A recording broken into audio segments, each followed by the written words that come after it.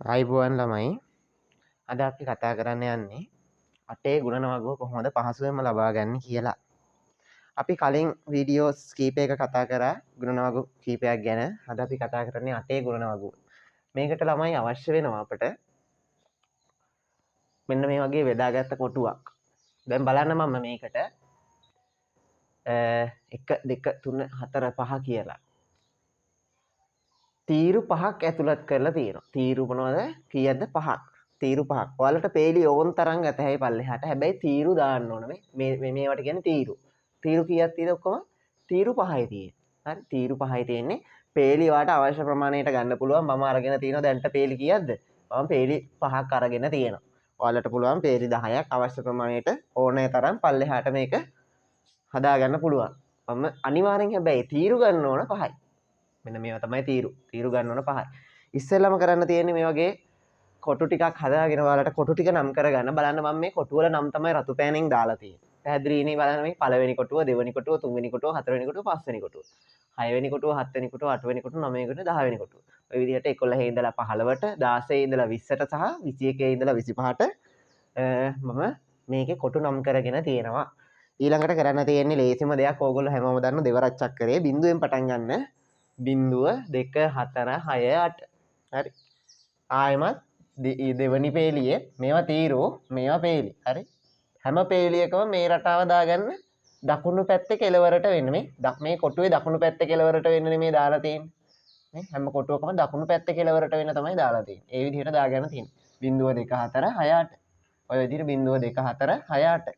හරි. එහෙනම් මෙතනට 0 2 4 6 8. මෙතනටත් 0 2 4 6 8. හරි. ඔය විදිහට ඔයාලා කොච්චර පේලි ගත්තත් දකුණු පැත්තේ කෙළවරේ ඉඳලා වෙන්න මේ විදිහට කොටු 5න් 5 තීරු 5න් 5 නම් කරගන්න. හරි. ඊට පස්සේ තියෙන ලේසිම දෙයක් අපි දන්න පුංචිම ඉලක්කම. මොකද්ද පුංචිම ඉලක්කම? බිඳුවනේ. අන්න. ඒක දාන්න මේ පැත්තේ ඉඳලා බිඳුව. බිඳුවට වඩා එකක් වැඩි එක 1යි. එකට වඩා එකක් වැඩි එක 2යි.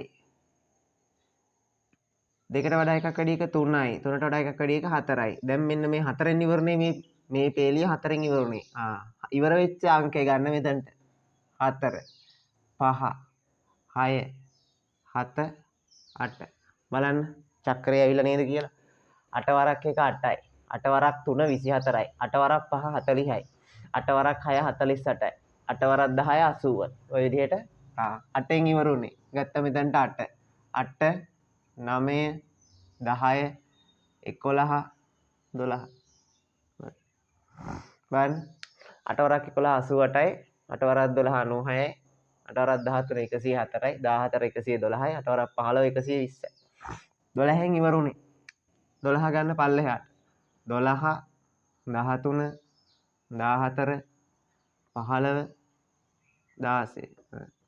8 වරක් 16 128යි. 8 වරක් 20 160යි. එහෙනම් මේ 16න් ඉවරුනේ. 16 ගත්ත පල්ලෙහාට 16 17 18 19 20. හරි. 8 වරක් 25 200යි. ඔයාලට පැහැදිලි ලේසියෙම ওই විදිහට අපිට 8 වරක් චක්‍රය ගන්න පුළුවන්.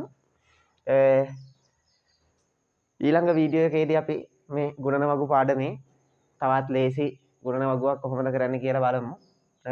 මේ වෙනකොට මම කරලා තියෙනවා 3 වරක් චක්‍රේ, 4 වරක් චක්‍රේ, 6 වරක් චක්‍රේ, 7 වරක් චක්‍රේ, 8 වරක් චක්‍රේ මේකත් එක්ක 9 වරක් චක්‍රේ කරන ක්‍රම 4ක් කියලා දීලා තියෙනවා. 12 වරක් චක්‍රේ කියලා දීලා තියෙනවා. ඉස්සරහට තවත් මේ වගේ වීඩියෝ එකක් දාන්නම්. හැමෝම මතක ඇතුව යාළුවන්ටත් ෂෙයා කරන්න, ලයික් එකක් දාන්න, මොනවා හරි ගැටලුවක් තියෙනවා පුතේ කමෙන්ට් එකක් දාන්න. අනිවාර්යෙන් subscribe කරලා bell icon එක click කරන්න. එතකොට ඔයාලට මොකද කරන්න පුළුවන්? මම දාන අලුත් වීඩියෝ එකක් notification මාර්ගෙන් එන්න ගන්න පුළුවන්. හරි. එහෙනම් හැමෝටම සුබ දවසක්.